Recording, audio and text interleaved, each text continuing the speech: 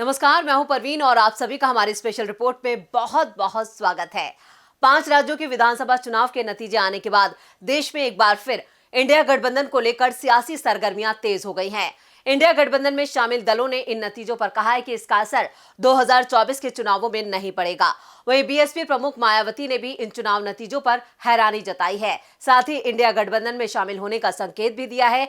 BSP प्रमुख Mayawati India गठबंधन को लेकर अब तक वेट एंड वॉच की स्थिति में थी, लेकिन 5 राज्यों के चुनावी नतीजे घोषित होने के बाद उन्होंने इस पर हैरानगी जताई है और बीजेपी और पीएम मोदी पर एक बार फिर करारा प्रहार किया है। मायावती ने आज सोशल मीडिया एक्स पर एक के बाद एक 4 ट्वीट किए। उन्होंने एक्स पर पोस्ट साझा करते हुए लिखा है, देश के 4 राज्यों में अभी हाल ही में हुए विधानसभा आम चुनाव के आए परिणाम एक पार्टी के पक्ष में एक तरफा होने से सभी लोगों को शंकित, अचंभित व चिंतित होना स्वाभाविक है, क्योंकि चुनाव के पूरे माहौल को देखते हुए ऐसा विचित्र परिणाम लोगों के गले के नीचे उतर पाना बहुत मुश्किल है।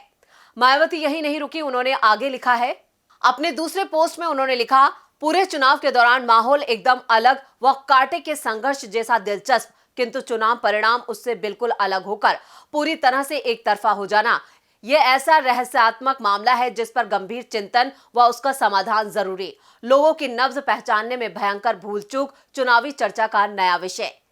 बीएसपी प्रमुख ने आगे एक और पोस्ट साझा की। उन्होंने लिखा है, बीएसपी के सभी लोगों ने पूरे तन, मन, धन व ईमानदारी के साथ ये चुनाव लड़ा, जिससे माहौल में नई जान आई, किंतु उन्हें ऐसे अजूबे परिणाम से निराश कतई भी नहीं होना है, बल्कि परम पूज्य बाबा साहेब भीमराव अंबेडकर के जीवन संघर्षों से प्रेरणा लेकर आगे बढ़ने का प्रयास करते रहना है।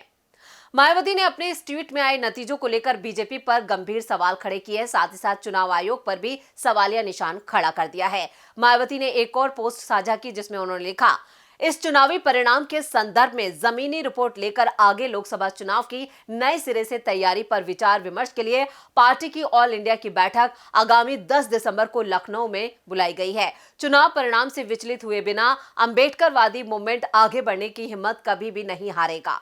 जी हां, तो यहां पर 10 दिसंबर को मायावती ने भी एक बड़ी बैठक बुलाई है। ये लखनऊ में बैठक होने जा रही है और इस बैठक के बाद यहां पर यह कहा जा रहा है कि मायावती इंडिया गठबंधन को लेकर भी बड़ा ऐलान कर सकती हैं। तो क्या मायावती इंडिया गठबंधन में शामिल होंगी, ये तो अभी यहां पर साफ नहीं है, लेकिन जो उन्होंने यहां पर जो संकेत दिया है उससे बीजेपी को जरूर बड़ा झटका लग सकता है, क्योंकि अब वो 2024 की तैयारियों में पूरी तरह से जुट जाना चाहती हैं और इसके लिए उन्होंने 10 दिसंबर को बड़ी बैठक बुलाई है।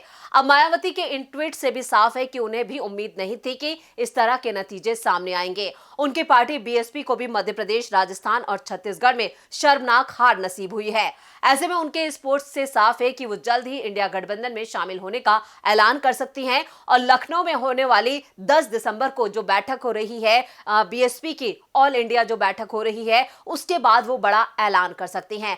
आपको बता दें कि महाराष्ट्र में भी सरगर्मियां तेज हैं। जो नतीजे आए हैं उसको लेकर लगातार यहां पर विपक्षी नेताओं के बयान भी आ रहे हैं। उन्हें भी हैरानगी हो रही है कि ये किस तरह के नतीजे आए हैं, क्योंकि 5 ही राज्यों में जिस तरह की लहर देखी जा रही थी, जो वेव उठी थी, वो कांग्रेस के पक्ष में थी। लोगों के जो बयान आ रहे थे, आम जनता से जो राय ली जा रही थी, जो लोगों की नब्ज टटोली जा रही थी, वो यही बयान कर रही थी कि मध्य प्रदेश, राजस्थान, छत्तीसगढ़ में कांग्रेस का बज़ है और कांग्रेस जो है वो सत्ता संभाल रही है। लेकिन जो नतीजे आए उन्होंने सभी को हैरान कर दिया है। ना सिर्फ यहां पर विपक्ष हैरान है, बल्कि आम जनता भी हैरान है। इधर शिवसेना यूबीटी सांसद संजय राउत ने कहा है कि कल जो नतीजे आए हैं हम उसे स्वीकार करते हैं। बीजेपी को बड़ी जीत मिली है, इसलिए हम उन्हें बधाई देते हैं। तेलंगाना में राहुल गांधी और उनकी पार्टी की जीत हुई है, हम उन्हें भी बधाई देते हैं। कल के नतीजों के बावजूद इंडिया अलायंस मजबूती से खड़ी है और 6 दिसंबर को दिल्ली में इंडिया अलायंस की अहम बैठक होगी, ये भी उन्होंने कहा है। और क्या कुछ कहा है संजय राउत ने, देखते हैं इस वीडियो में। और जो निर्णय आता है वो स्वीकार करना चाहिए, चाहे ईवीएम से हो चाहे बैलेट पेपर से। तो कल जो ईवीएम के माध्यम से जनादेश मिला है, ईवीएम आदेश, वो भी हम लोकतंत्र का आदेश मानकर स्वीकार करते हैं, चाहे ईवीएम पे विश्वास हो या न हो। लोग तो आश्चर्य और आज भी सदमे में है कल के रिजल्ट के बाद भी, खास करके मध्य प्रदेश, छत्तीसगढ़।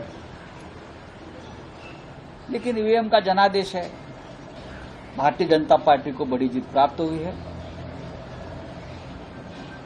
अगर जीता है तो हम उनका अभिनंदन करेंगे, जीते हैं तो, चाहे मोदी जी हो, चाहे अमित शाह जी हो, चाहे नड्डा जी हो। तेलंगाना का भी निर्णय बहुत ही महत्वपूर्ण है। वहां भी मोदी जी गए थे, वहां भी अमित शाह ने डेरा डाला था, वहां नड्डा साहब भी गए थे, पूरी बीजेपी वहां भी उतरी थी, फिर भी बीजेपी को 10 सीटें भी नहीं मिली है। और वहां राहुल गांधी ने तेलंगाना में बहुत जोर से प्रचार किया था और राहुल गांधी और उनके पार्टी की जीत हुई है, उनका भी अभिनंदन करता हूं। 6 दिसंबर को इंडिया अलायंस की दिल्ली में महत्वपूर्ण बैठक कांग्रेस के अध्यक्ष खड़गे साहब के घर पे है। मैं इतना कह सकता हूं कि महाराष्ट्र से शिवसेना पक्ष प्रमुख पार्टी चीफ उद्धव ठाकरे जी उस बैठक में शामिल होंगे। दिल्ली में बातचीत होगी जो करनी है। ये इंडिया अलायंस के कुछ हमारे जो सदस्य हैं उनके कुछ गिले शिकवे है ये 5 राज्यों के बारे में, खास करके जब बड़ी पार्टी होती है कांग्रेस जैसे अपने राज्य में, तो उस राज्य में जो छोटे छोटे घटक है उनको विश्वास में नहीं लिया है। अगर आपको ये गठबंधन आगे लेकर जाना है तो पार्टी छोटी हो या बड़ी हो, अपने राज्य में सबको साथ लेकर हम चले जाते तो शायद मैं ये नहीं कहूंगा कि पूरा निर्णय बदल जाता या जनादेश बदल जाता, लेकिन जरूर कुछ अच्छा फायदा हो सकता था। तो संजय राउत का साफ तौर पर कहना है कि इन नतीजों से 2024 का आकलन नहीं किया जा सकता। 2024 में तस्वीर बदलेगी, सत्ता परिवर्तन होगा, ये उम्मीद है और इस बार इंडिया अलायंस पूरी ताकत के साथ बीजेपी का मुकाबला करेगा। संसद के शीतकालीन सत्र की जो शुरुआत है वो भी हो चुकी है। राज्यसभा में विपक्ष के नेता मल्लिकार्जुन खड़गे के कार्यालय में सर्वदलीय बैठक चली, जिसमें इंडिया गठबंधन के सभी नेता शामिल हुए। खड़गे के नेतृत्व में यह बैठक हुई है जो संकेत दे रही है कि 2024 में होने वाली जो बैठक होगी उसमें पूरा इंडिया गठबंधन एक साथ यहां पर बीजेपी का मुकाबला करेगा। तो क्या कुछ कहा है खड़गे ने, सुनते हैं इस वीडियो में।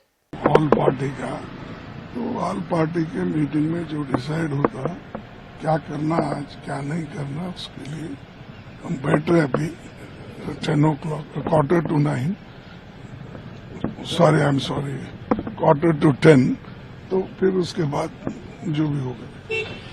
तो ये थी हमारी स्पेशल रिपोर्ट। आपको हमारा ये वीडियो कैसा लगा नीचे कमेंट बॉक्स में अपनी राय जरूर दें और इस वीडियो को ज्यादा से ज्यादा लाइक करें और शेयर करें। देखते रहिए डीबी लाइव।